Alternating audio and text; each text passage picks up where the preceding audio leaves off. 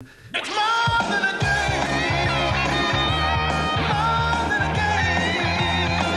Of the fortune of fame.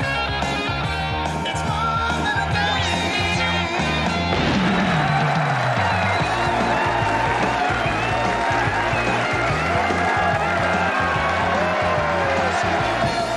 Welcome to the Footy Show. And what a big week it has been in football.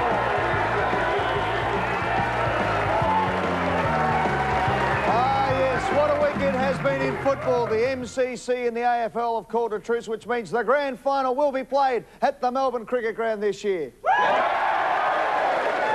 Happy about that, the audience tonight. Wayne Carey in North Melbourne complaining about the umpiring.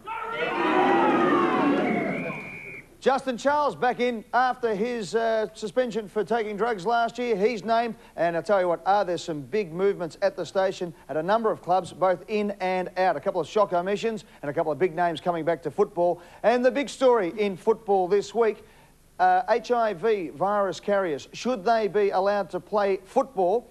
We'll have a young man who will bravely step forward tonight who has the virus, and he'll put forward his case as to why he should be able to play football. We'll be talking about that exclusive story a little bit later on the Footy Show tonight. Let's get into it though, ladies and gentlemen, and welcome 3 winners from last week's round of football. First of all, the great man himself. Could he be leading the Brownlow? Who would have thought this time last year? The great man, Spider Everett from St Kilda.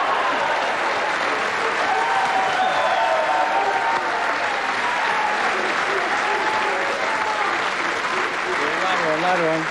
Spide, going beautifully? Yeah, no, things are going as planned so far, so hopefully we can just continue it on for a couple more weeks. And from the Melbourne Football Club, and didn't he relish having that week's break during the State of Origin week? And last week came out and gave it to the Fremantle Dockers. The former Melbourne captain, former Victorian captain, and still one of the stars of the game, Gary Lyon.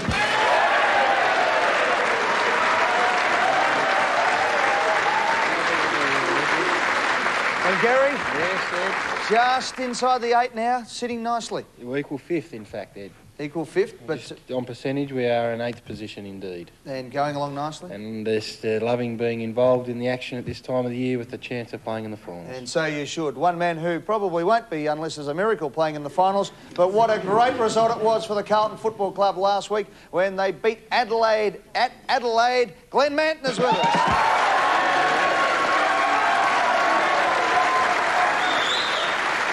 Couple of people clapping this week. People are going soft on Carlton these days. Well, it's nice. We need a little bit of a hand. Good win last week, wasn't It it? was a good win. Fantastic. The club, Wow.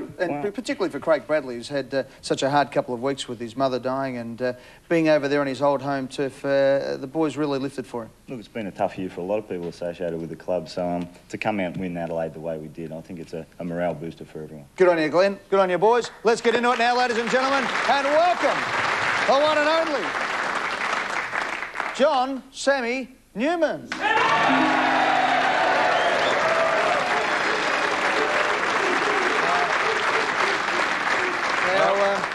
You haven't had any plumbing being done lately, or anything? No. Thank you, Ed. That's fine. No, I've actually saw Geelong play last week, and to be quite honest, Ed, I'm a bit cross-eyed from watching him play. Yeah?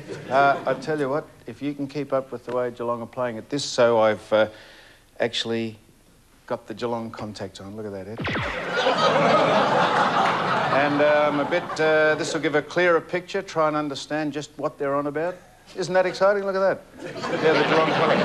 They're from... Sean's given us those from... I wear on Collins. Well, you can buy these, can you? You can buy these, and well, I think you can buy them in the club colours. So this is on behalf of Geelong. It's exciting, isn't it?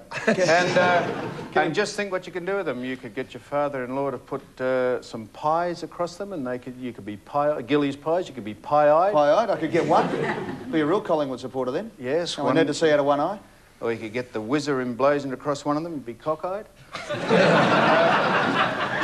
Now, you're a bit of a golf fan. What do you think of the golf Well, tournament? the British Open, wasn't that sensational? And how exciting. Mark O'Meara and Brian Watts, was it? Was it Brian?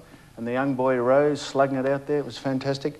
And I was speaking to Tony Risenberg from the Heineken Classic and Mike Bodney, who's overseeing the President's Cup, and apparently... So you can drop a name tonight, mate. Well, no, they say the President's Cup, we're not sure. Now, you know, there's 4 presidents still alive. They might be out here. I think there's Clinton, Ford, Reagan and Carter. They're all alive, aren't they? They are indeed. All 3 of them are. Yeah. And all presidents have had an empathy with golf, and someone was telling me, do you know what the difference between President Kennedy and President Clinton is? I'm frightened to say what, but no. yeah, go on. What? No, but they're all... one had his head blown off in the back of a limo. The other was actually assassinated. And,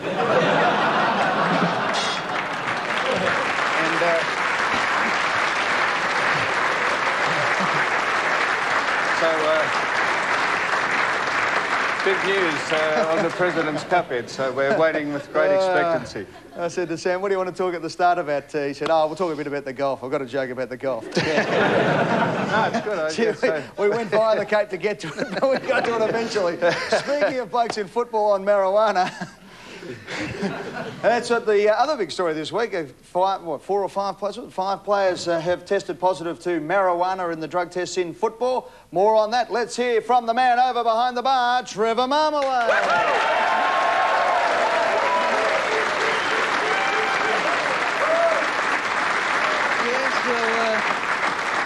Yes, a couple of players have tested positive for dope, and we can't say who they are, but we can say that there's some players who it's definitely not. They've ruled out the obvious ones. They've ruled out Green, Smoker, Heady and Stone.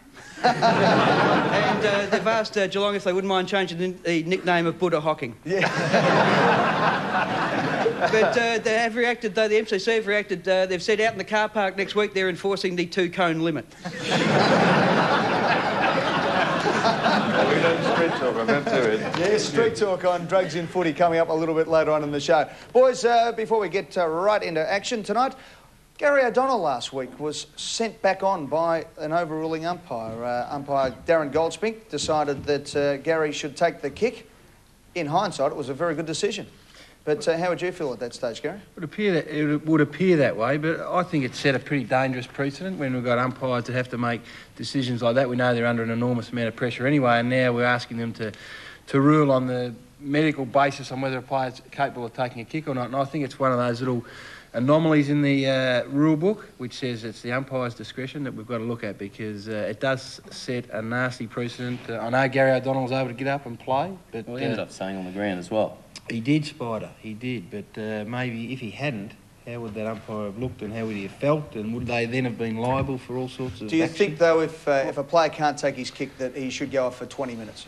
Yes, I think that would be a way of getting around it. It's a simple way, isn't it? And maybe we should introduce a designated kicker of some sort, Eddie, who, if it's a goal, some sort of shot at goal, that someone has to take that shot at goal. Rather than the charade that we have the closest bloke, when Darren Buick would have beaten Carl Lewis, he ran about 150 metres to get to it. Exactly. Now, look, Gary, we asked the umpires to use their discretion and to have a bit of use some common sense. That was a perfectly common sense thing to do. We don't want the players, and Gary apparently wasn't trying to put it over him because he was a bit wonky in the legs. Yes. But as Spider said, he ran back onto the square and took part in the rest of the game. It was a very good decision by the umpire. A very rare good decision. No, you're right. They only need to get it wrong once, though, Sam, to open up a Pandora's box. Well, what do you mean? Now, how would they get it wrong? If he collapsed and he couldn't kick, well, of course, they would give the kick to someone else. What else would happen? What if his concussion was of the severe kind and not the mild kind, as it turned out? Well, he wouldn't have got up. He can still get up. Get up. And what? And how much damage are you going to do if you run in and have a shot at goal? Well, concussion, of course, is a damage to the brain. Yeah. But the damage would be that he kick it out of bounds on the full or into the man on the mark, and a free kick that was justifiably paid to that particular player goes amiss. It's a team game. Turn it up, Ed. I mean, if you're going to have a kick yourself, if you can't step to the line, well, as Spider, or did you say, Glenn, go off the ground? You said.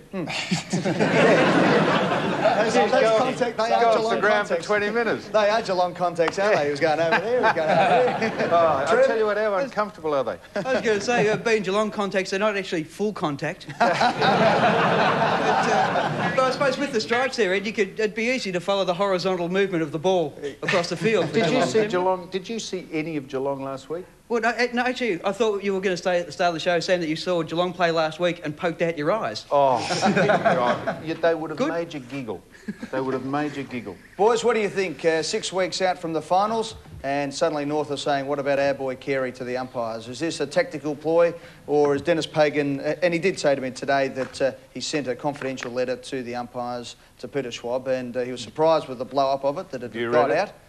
Have you read the confidential letter? Actually, he read it to me on the phone. Yeah, I wouldn't have wondered. It's about their freezing 50s, isn't it? That's what they're concerned about. I don't understand why they're kicking up such a fuss, because when we played them, there was nobody inside their 50. I put that to Dennis Pagan, and he said they've only done that on probably 6 quarters over the last month.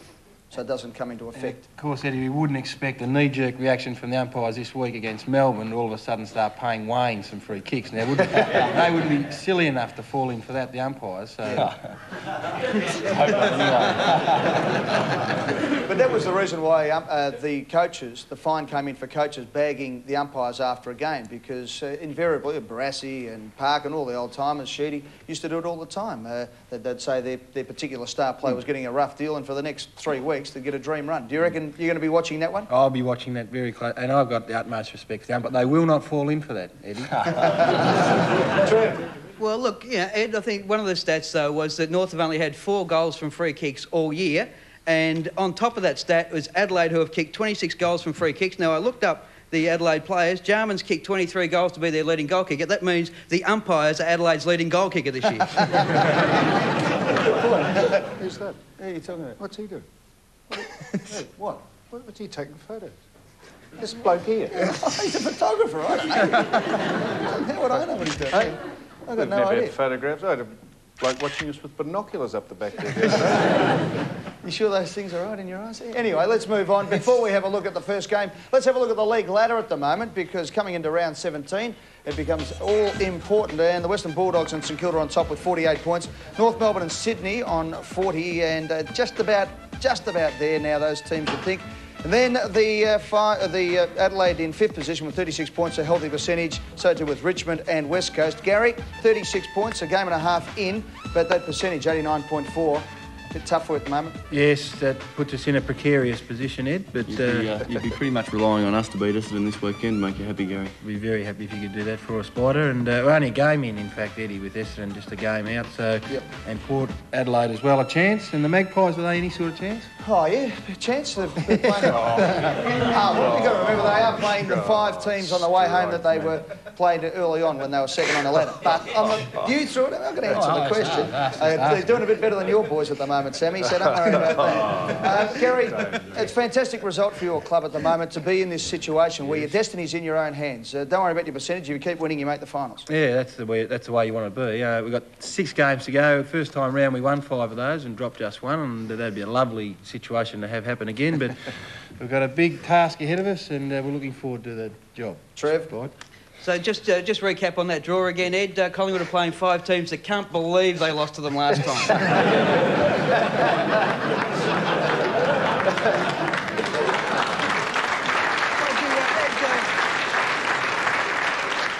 I was going to ask Ed, with Shorey winning the last couple of games, that must have thrown all your plans out the window.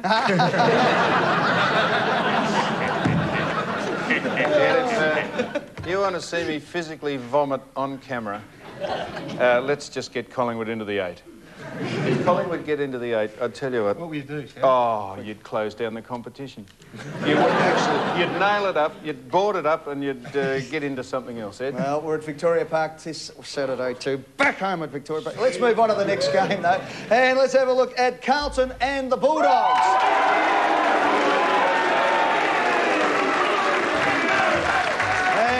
Tell you what, right, don't the Carlton boys like a win? No change for the first time in 1998 for the team that defeated Adelaide at Football Park by 4 points. 5 wins and 11 losses for the year in 14th position. Bradley, 37 possessions last week, was absolutely sensational. Bradley, Manton and Silvani into the side, and the Blue Baggers are looking fantastic. The Bulldogs have defeated Carlton on the last 2 occasions at Optus Oval, and of course in the old days they would never even get beaten there. Same deal for the Western Bulldogs, no changes to the team on top of the ladder, 12 wins, 4 losses, who thumped Brisbane by 91 points. Tony Liberatore warming up before the games. He's a chance to get back Libba, and also had his testimonial during the week come under the salary cap, which wouldn't have made things too nice for him there. Last week they kicked the record 11-2-68 in the first term. It was a magnificent start for the Bulldogs against the Brisbane Lions. They won by 56 points in round 2 against Carlton this year. And as I said, Bulldogs have won 8 games, all 8 games at Optus Oval this year. Spider. I reckon this is going to be a great game. It's going to be very close. Obviously, both sides coming off good wins, but unfortunately, I'm going to go on Western Bulldogs, Glenn. Oh. Yes, I'm going to have to agree, unfortunately, there, Glenn. But I tell you what, Lance Whitnoy has had a fantastic year for an 18-year-old bloke in his second year of footy, a team that struggled a bit. I think he's 5th on the list of mark takers. I just think he's an enormous talent. He's a great competitor. He really competes each week, and I think that's Lance's strength. But as far as my comments on this game goes, I guess the home ground ascendancy is the thing that's escaped us this year, and it's a real shame to see the Western Bulldogs take over Optus Oval, if you will, and win 8 on a trot on whatever it happens to be, and blow us out in the second round of the year. But I think this week, coming off a great win, as we have, Footscray are going to have to be up to their best, and we're going to be out there trying to get that home ground back in our favour and take it away from them. And Sam, Terry Wallace said during the week he wanted all the Western Bulldog supporters to raid the piggy bank and fill up that legend stand and give them plenty on Saturday. Did he? Yep. It would be nice to see the Carlton supporters come out equally as hard this week. Trev? Yeah, and I believe some of them even raided their own piggy banks.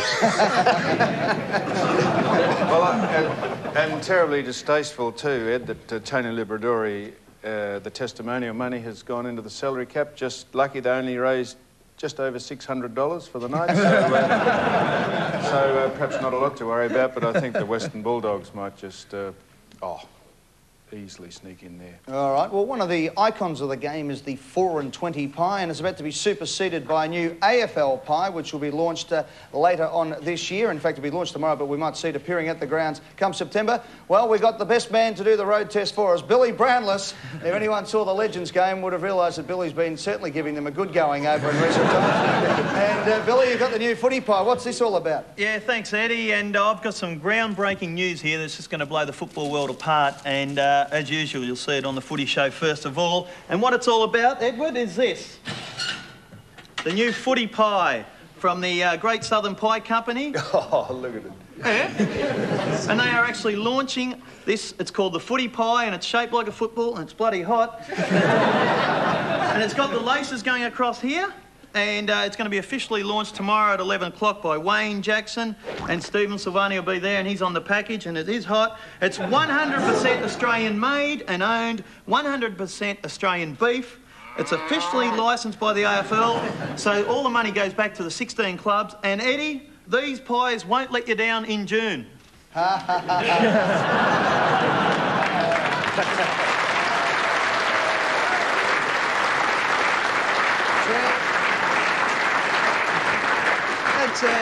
That's one good-looking pie there, Bill. Are they better for the drop punt or the torp, those pies? Oh, they'd be splatter everywhere with the torp. Sorry, I got a mouthful of pie. You're not eating that, are you, mate? Now, we almost had to butt your hips to get you out the race for the Legends game. I probably don't need a pie, do I? But Trev, I'm tipping if we do an autopsy on Billy later on tonight, we'll get a couple of pies in here. Won't even have a tooth mark in it. Swallow the whole thing. This is probably the only pie that you and James Packer don't own.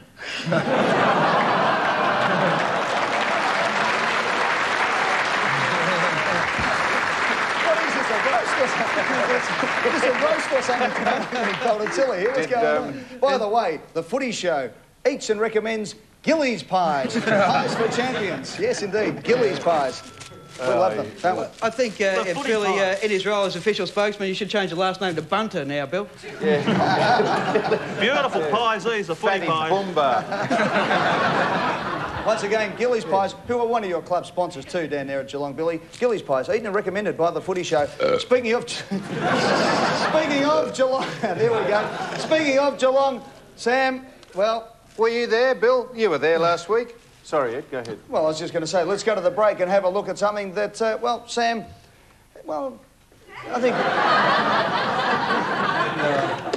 Billy's just had another go at that pie. Let's go to the break with a Footy Show look at Geelong's fortunes this year. Geelong played direct football. Raymond, my man, I'd like to see that.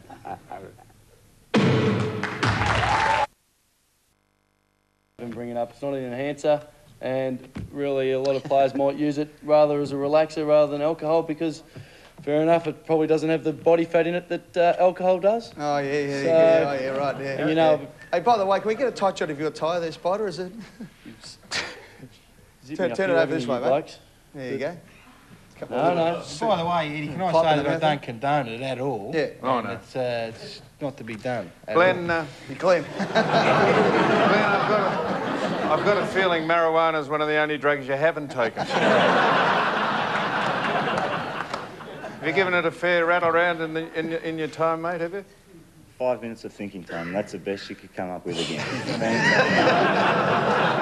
minutes you had, 5 minutes, and that's your best. So how often would you, on the off-season, would you ever do it at all or not? No, I would never do it. No.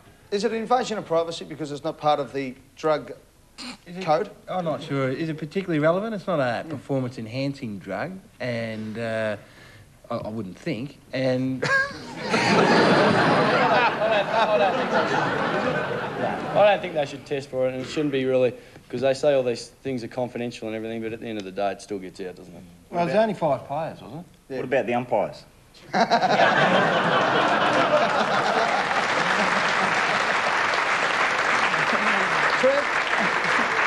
Trevor? That wouldn't be bad. Actually play. Oh. Advantage.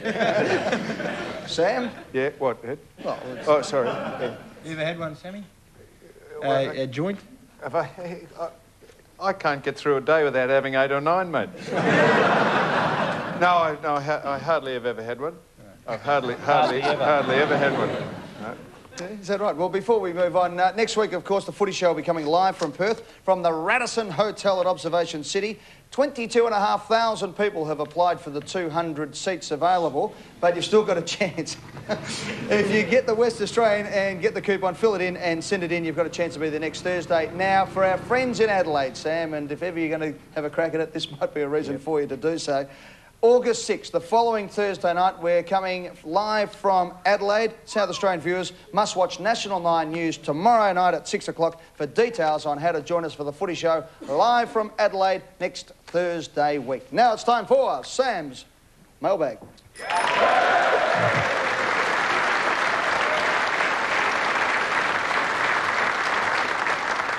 And incidentally, if you are a resident of South Australia, you're not eligible to be in the audience. Now this is from the Nintendo. Is it, what's our website called, Ed? Nintendo. 9MSN. I thought Nintendo was our website. 9MSN. Oh yeah. Well, I'm. Trev, have you got a hand on this? No, it's www.nerd.getalifecom. There it is, www.footyShow.9msn.com.au. I always thought Nintendo was us. I was on my way. This is from, I don't even know who it's from. Ralph, who's this from?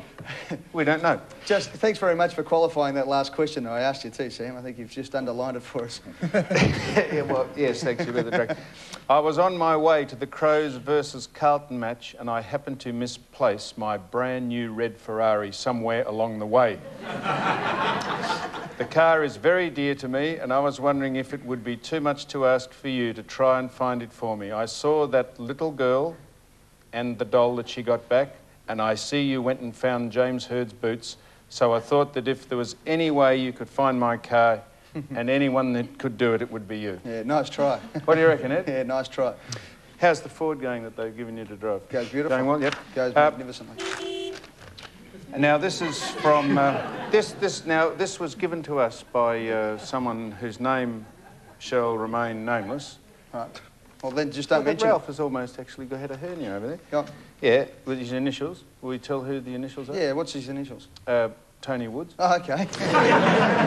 He gave us this letter. And this was sent to Richard Taylor at the Hawthorn Football Club. Right. To the love of my life, Richard. From the first time I saw you, I knew that you were special. Your hair, your eyes, your smile, your rugged mountain looks. You are everything I've dreamed of and more. I dream of wrapping my body around yours and erupting in a fit of ecstasy. I only pray that this dream of mine comes true. With your pictures on my wall, I pleasure myself, all the while imagining you are with me. I long for your sensual touch. I watch with longing eyes while you train, too scared to approach you, fearing you might push me away. I know you could never be mine, but it doesn't stop my feelings. The more I see you, the more I want you. It's the boot stuff. Forever yours, David. Now, the frightening point about that, Glenn, is that there's a bloke called David standing perving on Dick while he's training down at Hawthorn. And do you think he'll ever approach him? Well, there you go. One of life's many uncertainties. It is, Ed. Yeah. Next. Jason. Jason had a bit of luck with him too, apparently last year. Now, I just quickly tell you this. This is... my father and I, we have a club named after us at the school I went to, Geelong Grammar, the school.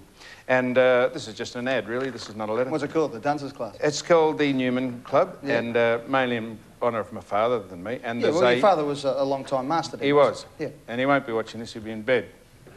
He's 93. And hello, if you are watching.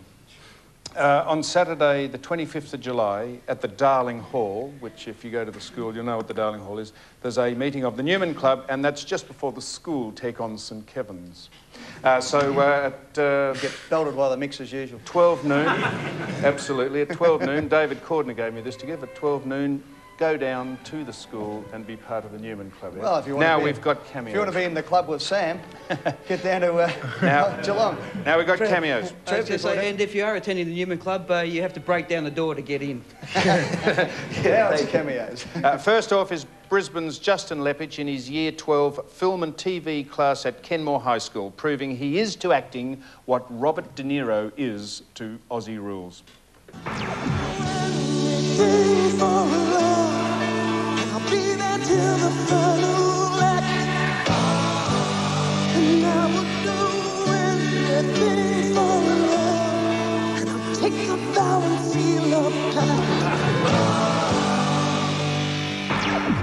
And next is Geelong's Johnny Barnes in Los Angeles at a motel at a season trip washing his jeans.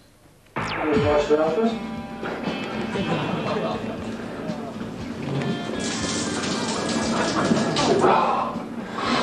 a dry.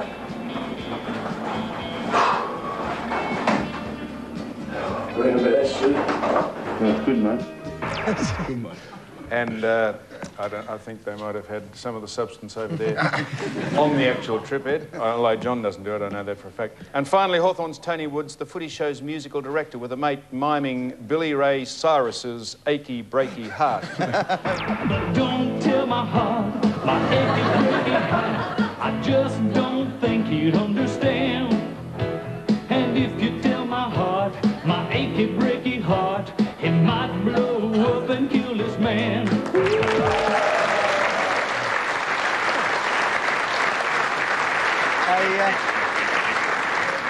Woodsy, there was a fair bit of George Michael, Andrew Ridgeley, you know, a bit of wham there about Year 2 there.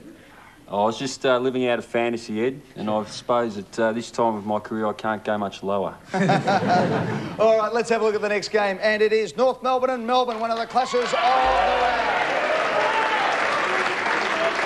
Let's have a look at the North Melbourne side. One change. The Horses back Johnny Longmire in for Glenn Archer, who was suspended for 2 weeks on a tripping charge. Trev, not happy about that one at all. Carey kicked 5 last week and was back to his brilliant best after having to miss the state game through injury. Of course, he had a great week the week before against St Kilda, but geez, he was lucky that that injury just happened to fall in the state game and he was able to come back so well. He kicked North Melbourne kicked 6-6 in the second quarter to the West Coast 2-2. Carey having 8 kicks, 5 marks and 4 goals for the quarter, and that set up the North Melbourne side. North Melbourne have won their last 3 games.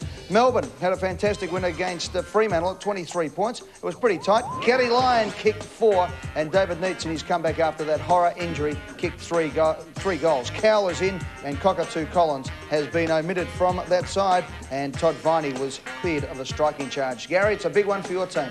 Yeah, it certainly is. It becomes a big match as we saw the ladder a little bit earlier. Every game's very tight, and North Melbourne are probably the form team at the moment of the competition. I think they've won their last 3, and Wayne Carey's in pretty rare form, so it becomes a big task and a big ask for us, and I was really disappointed to see that Glenn Archer got rubbed out, actually. Yes, indeed. And you could actually watch that one because a lot of them don't play inside 50. No? No, as you can... I wouldn't give me any just threes tell that inside 50. No, that's right. Spider last time, round 2, Melbourne won by 25 points. I think it's going to be a tough contest. I think, if you fall line fires, Gary, I'll back you, but if it doesn't, I won't. Is that fair enough? Yes, that's fair enough, Spud. Unfortunately, we won't be able to get the bet on by that stage, Spider. The game will be over. Glenn? I actually made some notes here, and I was, writing down that I hope Melbourne would win, and I hope Gary would kick 10 goals. But now that you picked Footscray against Carlton, completely out of spite, I hope North Melbourne go really, really well. Good to see the Carlton coming out in Glen Manton. Sam? Well, I think all we can say about this game is, Ed, that Melbourne's percentage is not big, let's be honest. I think you showed that at the start of the show, and I wouldn't bank on it being any higher at the end of the game. Fair enough. All right. When we come back, we'll have a look at our Greyhound You Idiot in action, but also when we come back, the biggest story in football at the moment. HIV virus, should you be allowed to play? The young man who has the virus, who wants to play football, will join us live and exclusively on The Footy Show right after this.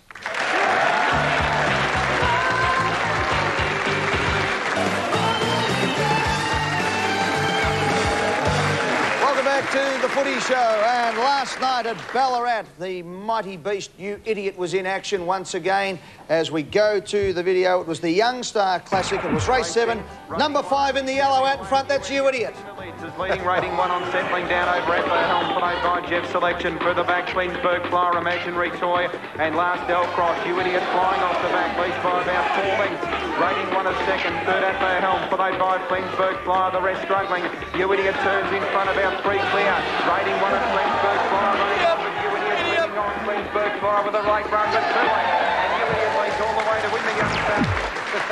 Yes, back-to-back wins for You Idiot. And Trev over by the bar with the booty. Yes, the $5,000 there. What, they couldn't just peel off a cheque, apparently? There it is. We're going to build on it, mate. And, it's, yeah, $5,000 for the Trevor Barker Foundation jumps in. And it paid $4.10, and as usual, we put $500 on the first week when it ended up needing a toe amputated. Yeah. The next 2 weeks, well, we haven't put a cracker on it, and of course have no more money. But $5,000 in earnings going to the Trevor Barker Foundation for kids with cancer. And we're pretty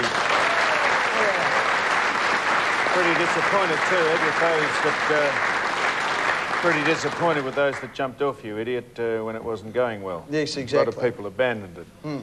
Including us. But anyway, Trev? Well, exactly. Where was the phone call to say it was an absolute certainty? Well, did anyone here back it? No one, not one person backed it. No. The only person who backed it was my wife's mother and Auntie Silla up in Ballarat at the Golden Point Tabaret. They had $2 on it. And paid for the counter tea. Well done, girls. Congratulations. Well done to You Idiot. Now, ladies and gentlemen, a very serious story in football. It has come to light over the last couple of days. We've had a young man in amateur football in Melbourne who wants to continue his career. A couple of years ago, he found out that he was HIV positive, and at that stage disqualified himself from his team and competition. Subsequently, though, with the aid of medical science, he has got into a position where it is now, he believes, absolutely safe to play football, not only for himself, but also for his opponents and teammates. And tonight he takes a very brave step forward by coming onto the Footy Show to put forward his case. We'll also be crossing to some medical experts at the Hilton Hotel tonight to get their opinion on the whole situation. He's here tonight with his mother and father and his fiancée. Please welcome Matt. Joins us tonight on the Footy Show.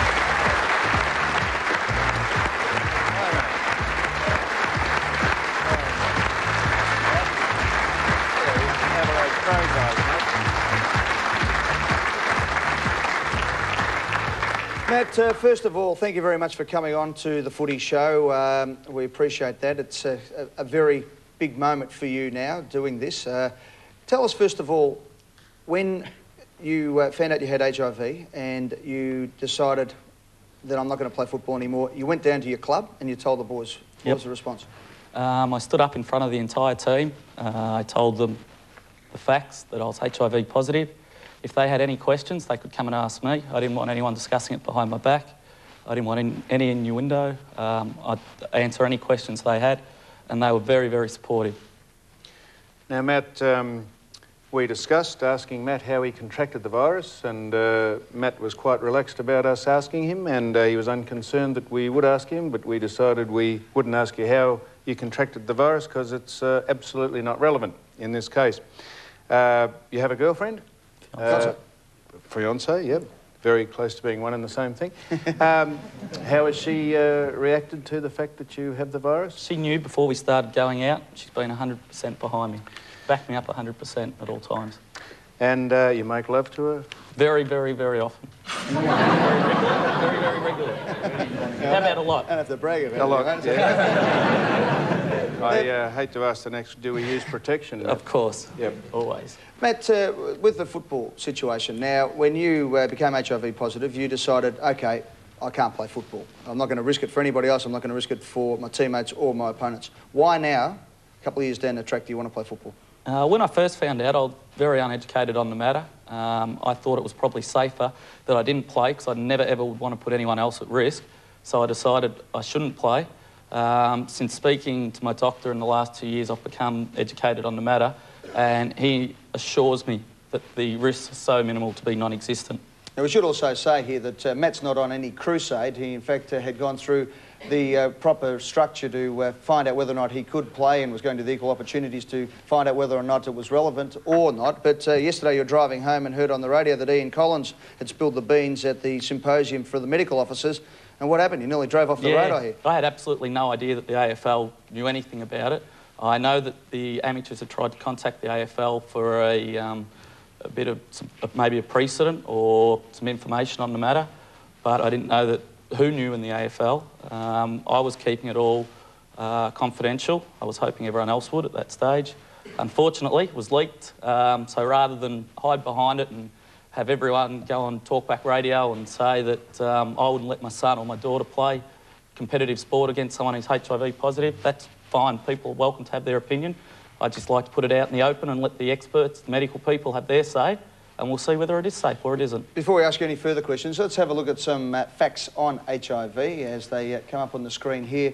And HIV is not easy to catch. It is transmitted through unprotected sex and sharing needles. HIV is not transmitted through saliva, sweat or tears. And over 30 million HIV-infected people worldwide, there have never been any cases of HIV ever being transmitted through contact sports. The blood rule protects players from HIV, and it is unlawful in Victoria to ban anyone who has HIV from playing sport. So you have done the right thing. You've gone through the necessary channels to try and work all this situation out. What would you say to somebody who's sitting out there saying, gee, I know Matt, I played on him a couple of years ago. Don't know whether I'd like to play on him in the future. I wouldn't want to take the risk. How do you respond to that? Well, the risks are so infinitesimally small to be non-existent. It's just no risk. No risk.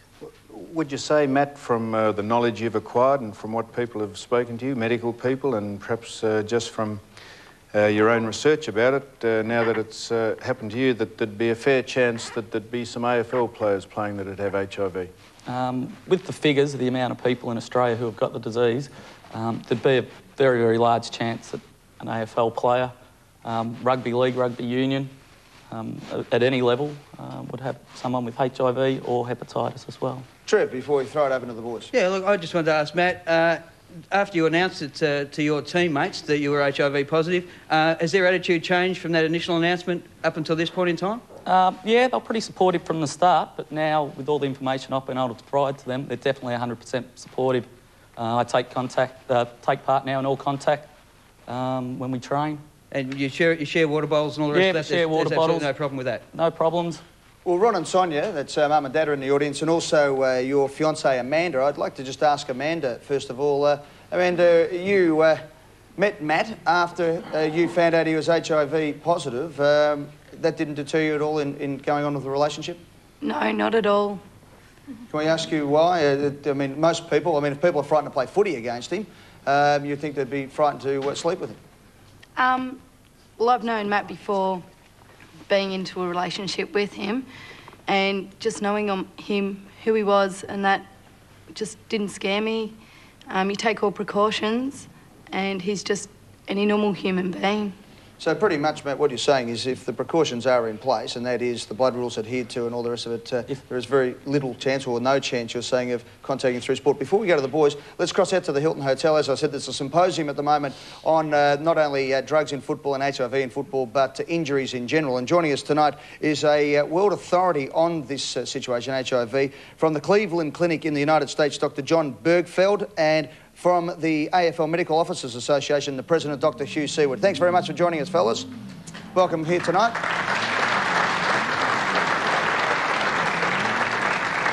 First of all, to Dr. John Bergfeld. John, the situation in the States, you've played an active role in drawing up some HIV guidelines. What do you think Matt's case is like? Is it watertight, or what is the chance of a player in a contact sport spreading HIV virus? Well, I think we've looked at this in the United States and American football, which is definitely a different game than footy. And we've decided that it would be safe for a player to play American football. Now, I think that the Australian rules are going to have to look at it because they're different games. We also have, and everybody knows, Magic Johnson plays professional basketball, and he does play professional basketball and is HIV positive. Well, and there's been no problem. Sorry, John, just with Hugh next to you. Hugh, obviously you've been intimately involved with the blood rule at AFL level, which has come in since 1989. What's your feeling, with a very strong grasp of the game and the intricacies of the chances of HIV being passed at any level of football? Well, first, Eddie, I think I really admire Matt for his courage in coming out and explaining his situation to his players and his opponents. We've discussed this issue today at our conference, and it remains a controversial issue. There isn't an easy answer. We had a number of lawyers in a discussion session today. The medical side of it is that we've had a blood rule in place that's been put in place because somewhere, sometime down the track, there may be an AFL player who's got either hepatitis B or hepatitis C or HIV, any of the viruses that may be communicated through blood-borne contamination. And we've been prepared to meet that issue. The umpires have the send-off rule. We've got the trainers and the doctors wearing gloves. We change jumpers or socks or shorts if they have blood on them. We do everything we can in case there is someone out there who carries a virus that may be transmitted by blood. So we're doing everything we can from a medical point of view, even before Matt's come out with this story. But the AFL hasn't been confronted with this situation and hasn't had to make a decision about it, nor has any other footy body had to, a league at any other level, had to make that decision. So it's really difficult, and I think it's not only a medical situation, but the lawyers do have to come into this. And when, as I said earlier, we had a discussion today with doctors and lawyers, and the lawyers were far more concerned and conservative about what we should be doing than were the doctors. Matt, can I just ask you before we throw it open to the boys, you could have shut up about this because of confidentiality between you and your doctor and played football and no one had been the wiser. Why have you put your hand up, and why did you disqualify yourself? Well, more importantly, why did you put your hand up? I was reassured that I was 100% safe from my doctor. My club knew that I was HIV positive. They decided to disclose it to the amateurs because they thought that was their legal right and that would be the right thing to do, to disclose it. They weren't sure if there was a precedent being set and to open up the floor to debate, basically. Well, Dr. John Bergfeld, if I could just ask you, and Dr. Hugh Seward has just said that there's a blood rule here in AFL football, which is our style of football. Surely there is a blood rule in operation in AFL football because there is a risk that you can catch HIV. Oh, I think there is, and we have it in NFL, American football. We take the universal precautions that Hugh has outlined. The trainers, the people that handle the uniforms all wear rubber gloves. A player who is bleeding is brought off the field. The bleeding is stopped. The jerseys are changed. And American football is different than footy. I don't need to tell you that from the game itself, but also in the amount of equipment that we wear. We play the game with everything covered. We have helmets, we have shoulder pads, long pants, and you basically play this game in your underwear. and I think that it does present a different situation than American football.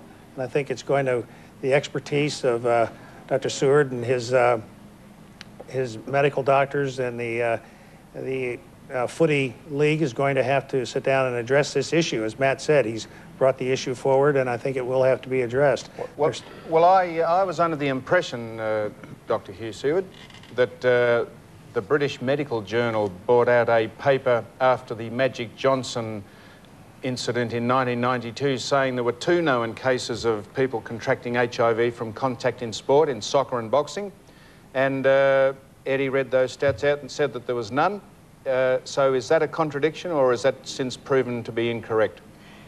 Well, Sam, there are 2 cases. One is in Italian soccer, where a player was, after a bloody clash with an opponent who was known to be HIV, or found later to be HIV positive, he then developed HIV or AIDS. Now, there's been some dispute in the medical press about whether that stands up to close scrutiny. There was another case that wasn't actually boxing, but it was from a bloody fight in a social situation where at a party, a person who had HIV had the fight, and the person he was fighting with then was definitely found to contract HIV virus following that incident. But there was a lot of blood and a lot of contamination. It's not the sort of thing that we're going to see on a football field, except in just extraordinary circumstances. Certainly it's not the circumstances that I've ever seen in my 16 years involvement with the AFL. Well, you blokes play it. Yeah, I don't. How do you feel?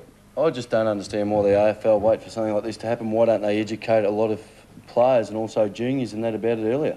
Like, you wouldn't have a problem, Spider? Pardon? You wouldn't have a problem playing on Matt? No, I wouldn't have a problem with it.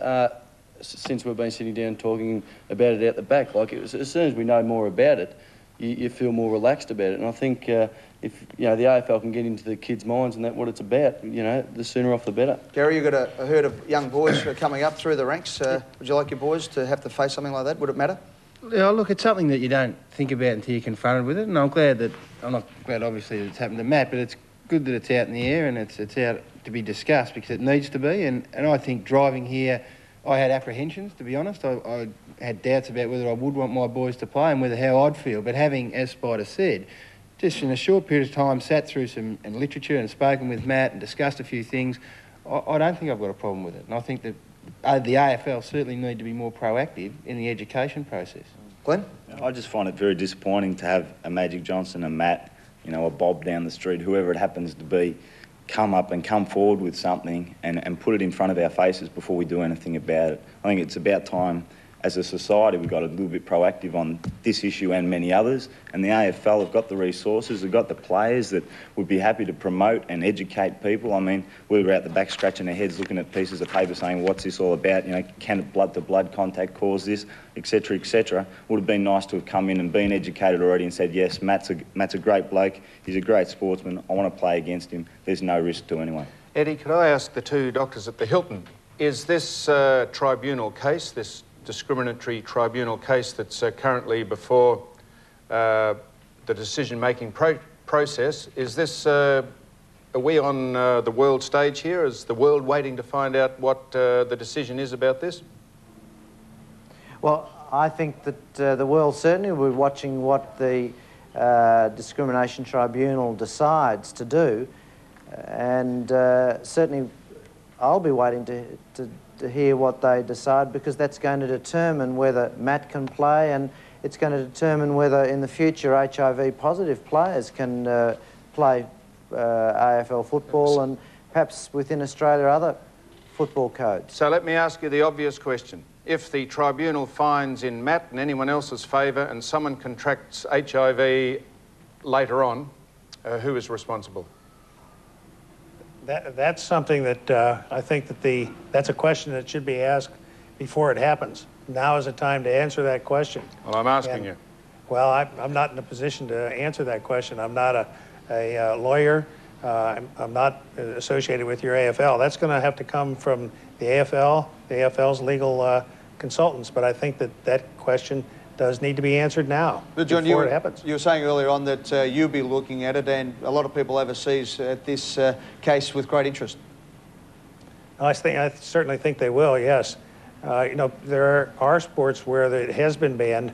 In boxing, licenses have been taken from professional boxers because they're HIV positive. So that's not, and boxing, again, is a different sport than footy. So I think that it won't be the first case. Well, Tommy, I think that Sam and Eddie, I think the answer is going to lie, to Sam's question, the answer is going to lie with the lawyers rather than with the doctors. All right, fellas, thank you very much for that. It's obviously a very big conundrum, not only with the medical world, but also with the legal profession. For all those people at home who are watching and have got kids running around in junior football or playing in amateur football, local competitions, any sort of competition, follow these guidelines, because prevention, of course, is far better than trying to cure. And in all sports, not just football, but in all sports, wear protective gloves at all times. They don't do it in the AFL for no reason. Wipe blood from the face and limbs if you do happen to get yourself cut over a blood nose or anything. Place blood-stained clothes in plastic bags. Bleeding players should be removed from the ground and cleaned up immediately, and seek medical advice immediately if concerns exist. They're pretty simple precautions, and that's all they are. They're precautions, because the medical people tell us that the blood, when it does hit the fresh air, if you like, the HIV virus dies very quickly, and it's just a matter of extra precaution there, and there shouldn't be anything of anyone should be afraid of. Matt, thanks very much for joining us. Good luck in your endeavours. How do you feel? Fine, 100% healthy. And Mum and Dad and Amanda behind you, and also all very supportive, your doctors teammates? supportive, teammates supportive. What is the prognosis, Matt? Prognosis, I've got a very, very long, healthy life ahead of me. Yeah, yep. As long as I keep taking my medication, I'll be fine. Is there any chance of playing, just quickly, Eddie, that this may bring on the HIV or... No, if anything, my doctors told me that it should help. It keeps me fit, keeps me healthy, positive frame of mind, helps the immune system. And just one final one, Matt, at the moment, your levels have been able to be brought down so much by the drugs that you've been taking that it would almost not even show up on an HIV test, I believe. Yeah, I had 70,000 viruses per unit of blood. It's now down to below 500, which is undetectable. And my T cells, which is your immune system, was below 500. That's up above 800 at the moment. Well, good on you, mate. I hope we're talking to you in about 50 years' time. And all the best, mate. I hope I am, anyhow.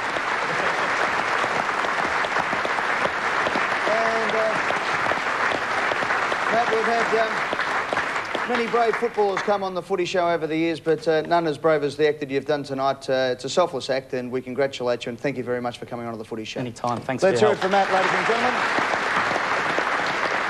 We'll take a break, and we'll come back with more Footy Show right after this.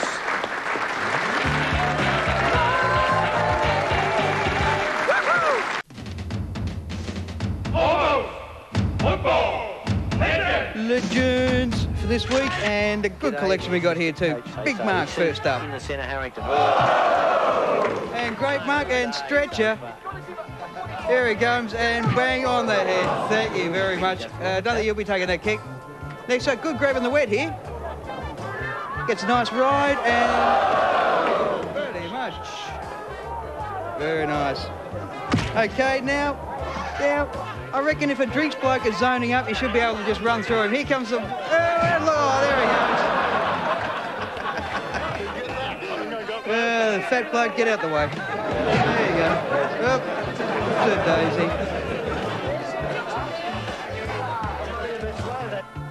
Now we're looking at a bit of Batistuta here, bit of Clover. Headbutt. There it is. He hits the ball to the player, into the player, and off for a goal. Thank you very much. That's almost a set play, that. We'll have to watch this in the slow, mate. Have a look at this. Watch number 29. Have a look at number 29, have a look at him. Off the head. To the teammate. Teammate to the player, lurking goal side of the pack and through for a goal. Our winners for this week, Jay Freeman of Hurstbridge, G Watson of Cygnet, Tasmania, Ian Cranston of Tynong, and M Fisher of Sandringham. And I think there's not much doubt that M Fisher of Sandringham takes off the $500. No doubt about that, Trev. $500 to M Fisher of Sandringham. Thanks for that, Ralph and Tim. And Post Office Box 800 Richmond, Victoria 3121. If you've got your Almost Footy legends, get them into us now, particularly as we're getting towards the finals in the local competition. Post Office Box 800 Richmond, Victoria 3121. And if you win at the end of the year, you win this magnificent Ford. For our Legends winner, it's the magnificent Ford XR8. It features 16-inch alloy wheels, a computerised electronic fuel injection system, and it has all the driving comforts that you'd expect from a Ford. We're talking sport seats, leather steering wheel, 6-speaker AM/FM stereo, and it's valued at more than $40,000. Quite a car from Ford. As good as the Ford is, get it off because it's time to talk Collingwood and West Coast Eagles.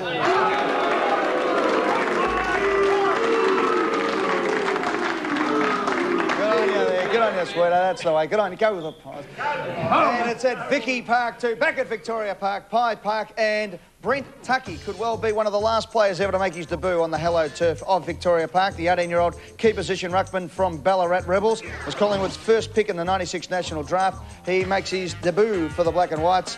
And Graham Wright coming back 3 short of his 200. So good luck to Graham Wright. And McDonald has been omitted. And Buckley's the hamstring. Nathan, get well. And of course, the Maggies defeated Hawthorn by 86 points. They took 113 marks against Hawthorn, the most taken by any side in a game this year. Paul Williams plays his 150th game for Collingwood. Congratulations to Paul. And Severia Rocker needs 5 goals at Victoria Park to notch up 100 goals at Victoria Park. Let's have a look at the West Coast Eagles now. Lovell, Marshall, Schofield and Williams in for Kemp, whose shoulder injury was a bad one. And one of your boys, Trev, might have been a bit lucky, Byron Pickett, not to get a trial by video on that one. Peter Matera also had injured. Metropolis got an ankle. Metropolis a back injury. And Wooden, a hamstring, is out for 2 to 3 weeks. West Coast Eagles have defeated Collingwood on the last 6 occasions, including the last 2 times at Victoria Park. They had more kicks, marks and handballs and tackles than North Melbourne and still lost the game by 14 points. Big game coming up, Spider. No, it's a great game, Eddie. Yeah. No, I think personally that West Coast will be celebrating in the cold showers of Victoria Park after the game, and the good contest will be Rocker and McIntosh down there at full forward and full back, but West Coast will win again. Yes, I tend to agree, although I think it's going to be very close, less than a goal or 2, and it's great to see Gavin Brown back in very good form for Collingwood, but, well, the ins and outs are important. Buckley out is sort of levelled off with Matera, but I think West Coast might get over the line. Just. Glenn? Just. Just. Well, we know magpies are very territorial creatures, plus I really enjoy my gig here on the show, so I'm saying the Magpies. Good idea.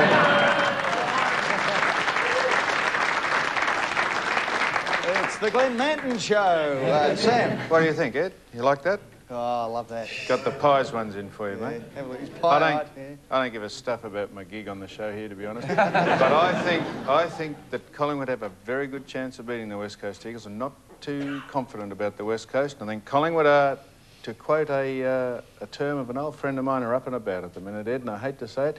And where did you get that? Now, that is one of the most trivial and nonsensical stats I've ever heard you give. He needs 5 goals to kick 100 at Victoria Park, doesn't he? Oh, I mean, who has kept that sort of stuff? Who keeps a stat like that? Me. You. Oh, strike me. Well, I reckon he might just about do it. I'm very close to tipping Collingwood, Ed. Now, you'll have to probably kick his 100th at Victoria Park for the Pies to win. Are you going to tip them or not? No, I'm not going to, but no, actually, if I was going to put some, this is always a good test. If you're going to put some money on a team, which one would you put it on? I'd actually put it on Collingwood. You know, Sam, in all the years we've known each other, this is the first time I've lovingly looked into your eyes. Yeah, that's a good idea. All right, let's, Trev, before we go to Fremantle. It's funny, just seen that, so it reminded me, my panel beater has actually got very strange eyes. They're different colours. Oh, is that right? Yeah, one's midnight blue, the other's gunmetal grey. Must be working down at Melbourne Panel Repairs for Dermot Brereton down there. Dermot loved that one. Fremantle versus Adelaide's the next game we're having a look at. And the Fremantle Dockers, well, they were a little bit stiff last week. They were in the game for 3 quarters before Melbourne ran over the top of them to win by 23 points. Well done to them today. A significant signing. Heath Black has signed for 3 years with the Dockers, and he and Jess Sinclair have now signed on. So some of the Melbourne-based players now staying on, unlike Jeff White, your teammate, who came back to Melbourne, and that really tore the heart out of them early on in the season. Will the coach remain? Well, that's a big question, of course. Fletcher, Dodd and Brown come in. Going out is Fedema, the basketballer, Godden and Gary Durko. He played his 50th last week. Luke Toyer was sensational with 29 possessions. He's up against, for Adelaide, Ben Hart, who plays his 150th game, and it was also remiss of me not to pay tribute to Brett Heddy, who plays his 150th game against Collingwood in the West Coast Eagles team. But it's Ben Hart's 150th. Fremantle has not defeated Adelaide in their last 4 meetings. Adelaide beaten by Carlton by 4 points. They've got Connell, Johnson, Pittman, Tregenza and Vardy coming in, so some handy players there. Best and Ferris all over the place. Going out, Bond with a dislocated shoulder for 6 weeks. Cook, Tyson, Ellen is out with an appendix, which is bad news for him. And Emma Stevens has also been omitted from the side, so Malcolm Blight has had a real crack. They defeated Fremantle by 93 points last start in round 2. Yeah, they really seem to step up a level over there at home, so I'm going to go Freo, one of the upsets, and Freo will do it. I couldn't see it, Spider, not after having Adelaide drop last week's game against Carlton. If they want to finish in the top 4, they couldn't possibly let this game slip, and I think they'll beat Fremantle in Fremantle. Yeah, I see it as an offensive game. I don't think either side is going to be running too many tags or picking too many people up, and I just think Adelaide, when it comes to offence, they've probably got a bit too much, especially with Modric now back at the full forward position. Well, what about Modric full forward? Came on, kicked 2 goals. Yes, great. Is there room for Tony Modric full forward? My word, I think so, but yeah, he's a great player. Some people are saying there's not, but well, it's ridiculous. Well, who's saying that? Well, I'm just saying some people are saying I don't agree with it. He's a great player. And when he's fit, who? Full backs are saying there's no room for him. You actually played on him, Glenn. Did he look physically sound and capable of kicking bags of goals? Probably not quite at this stage. I would say, you know, you're going to take 1 or 2 weeks to get your match fitness and your match touch about you. But, I mean, he took a fantastic grab, I think, in the 3rd quarter it was, and it showed that, you know, he's still certainly got a lot of the Modric flair involved. Well, they were going to leave him for a couple more weeks until the way he trained and everything, so put him straight in. He's kicked a couple, you can't complain with that. No. Sam, just before we get your tip, interesting that a headhunter is talking to some big-name AFL identities about a coaching job at the moment. So it's not a club. The club can honestly say to their coach that they're not going out and there's no connection here with the game we're doing. Who are they talking to, Ed? Well, the usual suspects. For the secondary job or the head job? For the main job. I see. The headhunter for the head job. Thank you, yes. Ed, could I ask you this? Trev, before we go to the tip. Mate, is there absolutely anything you don't know? Ross and Rachel, they be getting back together, do you think? Now, did you say there was a significant signing, Heath Black? Yes. If you are Heath Black or you are his family, please don't take offence at this. Who in the hell is Heath Black? He was a gun player from the Commonwealth Bank competition, the under-18s, a couple of years ago. But the significance is he's a Melbourne boy who, when the paper was put in front of him, didn't put himself up in the draft, and he would have been picked up by any one of the Melbourne-based clubs at the bottom of the ladder, from Hawthorn, Carlton and the likes. Any team down there would have a real crack at him. Where is he? But he and Jess Sinclair, he's not playing at the moment. He's not playing? No, he's injured. But actually might not be. But this is significant for them coming on. It's no use getting the good draft picks early on and they play until they're 19 and 20, then they come back and be superstars like Jeff White has done. Yes, it is a so very it's a significant very good signing, Eddie. Very well said. Thank you very much, Gary. How much has he signed for? I don't know. Haven't got that one. I'll find it. I'll report back. I'll give you 5 minutes, Ed. Go make a call. By the way, if you've got money, here's a nice segue, because Footy Show merchandise, yes, we're here to sell. Let's have a look at this. It's finally arrived, and the T-shirts are for both women and men, worn by our resident muso, Tony Woods, and Rebecca Freeman there. Caps and jackets look sensational. Our merchandise is available through Modern Promotions on 03 9429 9099 or the internet, which is, of course, thefooty.9msm.com.au. Good on you, Woodsy. He'll be getting his hair cut tomorrow. We'll take a break. When we come back, all those people who wanted to know how Rene Kink went against Mark Jackson, we'll show you right after this on The Footy Show.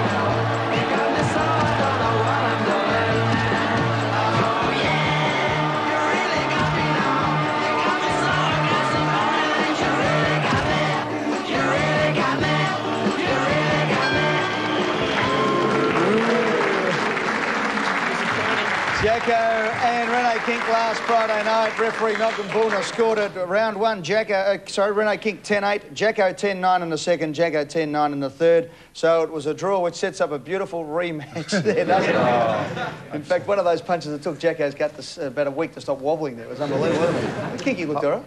I've been told not to fight for obvious reasons, Ed. Why's that? I'm not very good at it. I would just formally now issue a challenge to either one of those bozos. If you ever see anything more ridiculous than that, I mean, you'd only have to have a modicum of fitness in you, and you'd belt the living suitcase out of it. Either one of them. They'd be an absolute pushover. Well, wouldn't they? Gee, we'll have to go to the MCG to get the people in to see that. Do you want to do it? Can I be the promoter? How embarrassing is that? Can I be the promoter? Seriously. Big tubs of lard bouncing around like giant... No, just isn't. Sign the bottom of that. Hey? There's a contract. Oh, tell you, how silly am I? Tell you, seriously, just from an impartial viewpoint, I mean, how easy would it be to fight those two bozos? Well, I think Jacko's an outstanding advertisement for Jenny Craig. What? Absolutely, it's outstanding advertisement for Jenny Craig. Isn't it? That should be the next poster, shouldn't it? That is a joke. Well, I tell you what, absolute joke. Tipping Rene wouldn't mind having a go. Rene, get on the line if you can. Ring us here at Channel 9 on 9429 0201. If you get your fingers into the sockets on the phone, give us a call. God, Kinky, get on the phone. We'll talk to you live on the Footy Show. Rene Kink, if Pat up there at the reception can get Rene on the phone. No other idiots ringing, please. Just let Rene. Let one idiot ring in. Okay, Trev. I tell you, if the heavyweight fighters get any older these days, they won't have to buy gloves. They'll just knit them. All right, one heavyweight title fight will happen on Sunday at the MCG. Richmond and Geelong. Yeah. After missing the Ansett Cup matches and 16 weeks for taking anabolic steroids, Justin Charles returns to football. Chaffey comes in with Blurton and Tawney. Unfortunately for young Steve McKee, who is the flatmate of Justin Charles, he goes out to make way for his more celebrated flatmate, and Justin gets in. Tigers last week, well, they had Essendon on the rack before the Bombers got up to win by 19 points. They're now 6th, 9 wins, 7 losses. And Matthew Richardson going well. He kicked 5-5 last week. He's actually averaging 53%, 45 goals, 34 for the season so far. Richmond's 10 goals, interesting enough, came from set shots. Lee Colbert plays his 100th game in this match for the Geelong side. Richmond have won every time they've won the black shorts under Jeff Gushin. So for those people who like a bit of an omen, they've got the black shorts on this Sunday. Geelong have defeated Richmond 8 out of the last 10 times at the MCG. And of course, the Cats have lost their last 4 games. Bitterscombe, Lynch, Steinford and Brockman come in. Hall is out with a hand for 2 weeks. Well, Sam, you, first up, the Cats. You've given them a bake at the start of the show. And rightly so, Ed. Beaten by 24 points at home for the first time in 10 years by St Kilda. Yeah, Geelong are a very tough side. They're very skillful. They've got very good players in it. But if that is classed as a sensible brand of football, the one that they persist with, well, God help us and God help the club. Eventually, they will decide that the best option is to get it and kick it to someone who looks like a forward and give him a first opportunity to actually grab it before he's confused by everyone running across and hand passing and bouncing. And they got Spinks at full forward. Maybe he'll start there. He was selected there last week, but started on the bench, and that's fair enough too. But all they want is an opportunity to actually get the ball when they think it's going to be kicked to them. Have you been critical of Gary as the coach? I never have been, but if it continues, I see Gary said last week that he was happy with their style of play. I would think you would be patently unhappy with their style of play. And if that is the general consensus down there with the club and the match committee and the people who run the club, I would think someone's on the wrong track. Maybe it's me. Boys, quick tip. Could you coach them? Pardon? Could you coach Geelong? Could I coach Geelong? Yeah. Well, anyone can coach anyone, I suppose, You seem to Glenn. have such a big vested interest in the club and how No, I they're don't have a going. vested interest. No, I have some sort of emotional interest in the club, but it frustrates me, and Bill Brownless, if he had half the guts that he actually has physically on him, he would say it frustrates him too. But it is very annoying to see a club that could snatch a couple of victories from playing sensible football, at least give their forwards an opportunity without confusing them week in, week out. Well, that's all at the moment. They must win. Will they win? I'm sticking with the omen. I'm going Richmond with the black shorts. Yes, I'm going for the Tigers. Well, Justin Charles actually plays only on the bench. He's on the bench, he will play. He will play. Right, Tigers. Make that 3. 3 Tigers and... three. Well, I think you'd have to say Richmond. All right, well, in the old days, you could rely on Polly Farmer. And if you want to join us for the Polly Farmer testimonial, here's how you go about it. Ring Ticketek 132849 will be at Crown on Tuesday, August 25th. It's going to be one of the biggest football panels ever assembled. The boys over at Channel Rex are getting involved with everybody here on the Footy Show. So I think it's Sandy Roberts and myself hosting, Sam and Rex, and everybody from both sides of the football world there. From the TV, Naomi, your good friend, you've patched things up there. Tickets are $75 for dinner and drinks, 132849. Let's move on now to the next game, which is Brisbane versus Sydney. And a bubble burst for Big Rogers, boys. 91 points they were thumped by the Western Bulldogs. They're now 15th, 4 wins, 11 losses, 1 draw. And coming in for the Brisbane side, Brad Boyd. Congratulations, Brad, and welcome back to football after a horror back problem he's had. Operations over the summer. Great to see the former Fitzroy captain back. Carter, Notting and B. Voss in for Ackermanis, who has been rubbed out. The Sydney Swans, more congratulations here. Paul Roos plays his 350th game, everybody.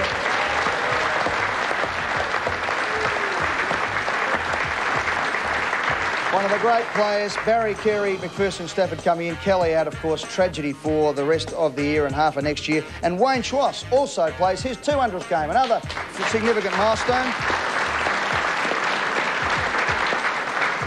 Boys, just quickly, Kelly out for the season. Lockett on fire, kicking 12-1. He's got Gordon Coventry's record in his sights now.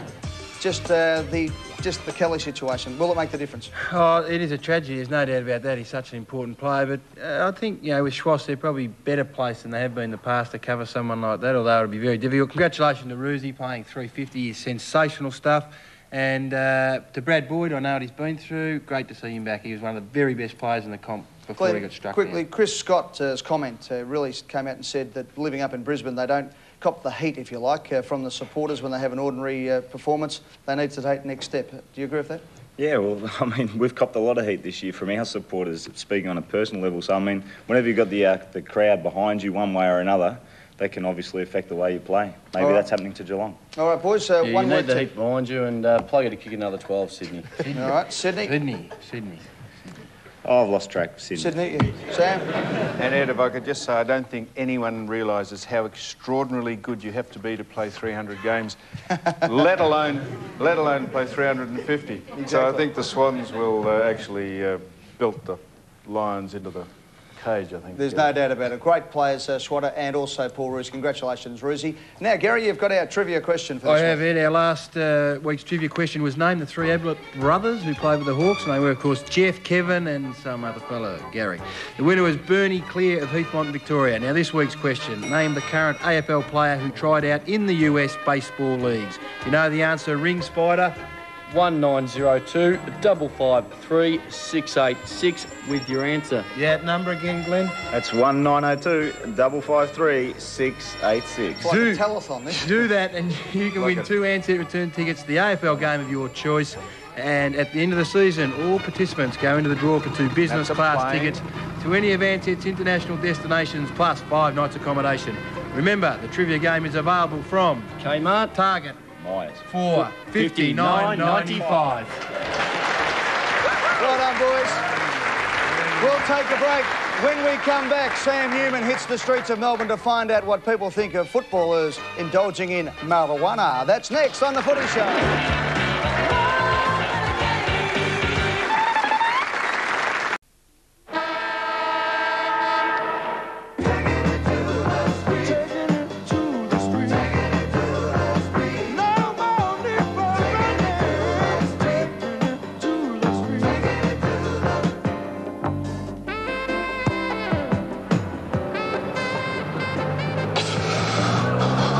Didn't know milk could taste that good. Well, look, the AFL apparently have lumbered 5 guys for ingesting some of the potting mixture. And as the race is on for the wooden spoon, and therefore draft picks are at a premium, we thought we'd head down to Brunswick Street to do a little recruiting.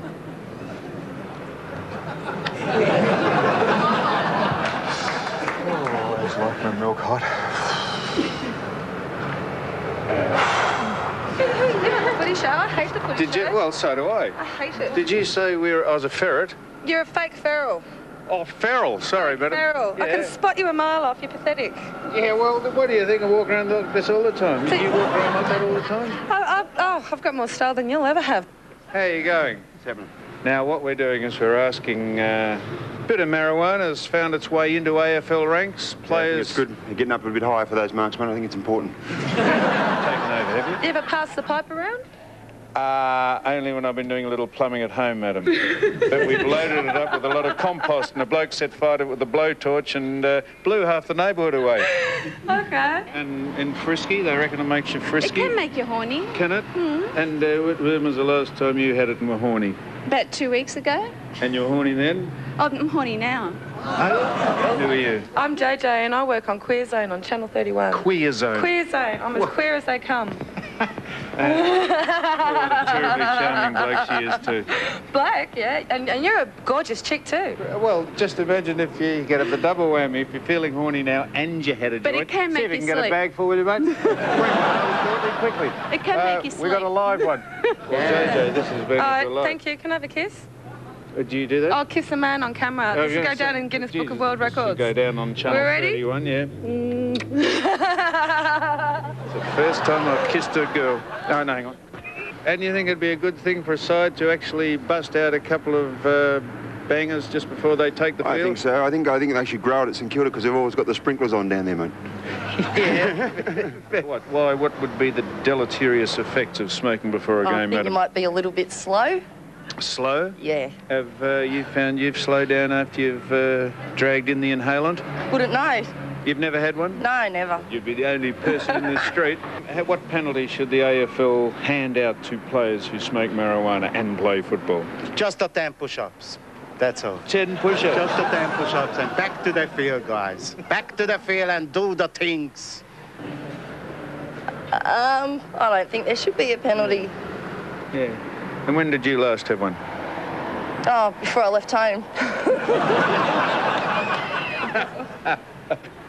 What do you think the penalty should be for AFL players taking it if they're They're caught. I think, 2 or 3 weeks on the bench, laying back, listening to a bit of Floyd. I'll be here. You'll see us. We'll be the ones looking like dickheads. No, you're not a dickhead. It's a silly state. He's just doing his job. Just doing his job. All right, let's get into it. Running over time as usual. St Kilda and Essendon. This is going to be a ripping game at Waverley. And a new player for the Saints, another one for the Collingwood boys to cry over. This is Sam Cranage, the 19-year-old forward son of former Collingwood utility Paul Cranage, who played 48 games for the Maggies in the 70s. He's 185 centimetres, a 19-year-old from North Ballarat Rebels. He comes in with Hall, Lappin and Mitchell. Big Barry Hall coming in for Stewie Lowe, who was rubbed out for 3 weeks. And, of course, the Saints defeated Geelong by 24 points. Their first win at Cardinia Park in 10 years. Essendon have defeated St Kilda 6 out of their last 8 meetings at Waverley. But St Kilda have won 6 of their last 7 games this season. The Bombers have won the last 2. And James Hird is back in. He'll start on the bench, according to Kevin Shetty, or Willie. O'Connor, Johnson and also Moorcroft coming in. Moorcroft kicked 6 in the corresponding game in round 2. When Essendon flogged St Kilda by 89 points, Lloyd also kicked 5. And Stewie Lowe was the major goal kicker for the Saints, kicking 4. So, Spider, it's up to you this week, pal. Yeah, no, it's going to be a fantastic, exciting game, and I think that, we could probably just breach that gap for the 8 and, put Essendon that 2 games out, hopefully for you, Gary. Nice slab of Tui's red there for you, Spider, my boy, if you can do the damage, and they will, the Saints. Congratulations to Kevin Shetty for breaking last week's record again this week. Fantastic.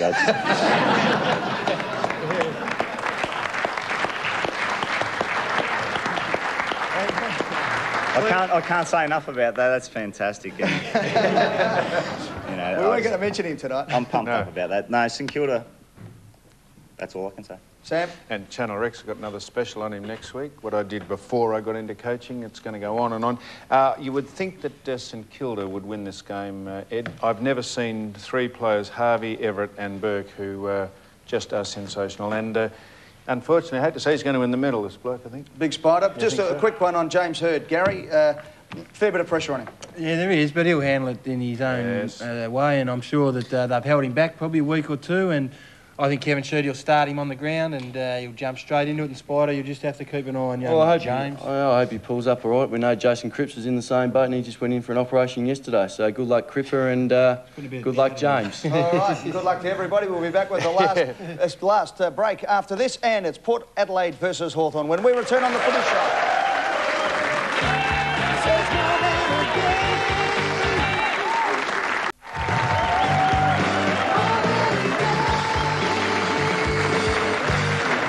Great to see a familiar face in the audience tonight. Well-known fight promoter Benny Brizzy is with us. Good to see Benny. Get on here, mate. Give us a wave. Great amateur fighter. And Ben Brizzy has put up $50,000 for Sam Newman to take on Mark Jacko Jackson in a fight. But Ben, you've been topped because New Idea has put up $100,000 for Sam to fight Leone.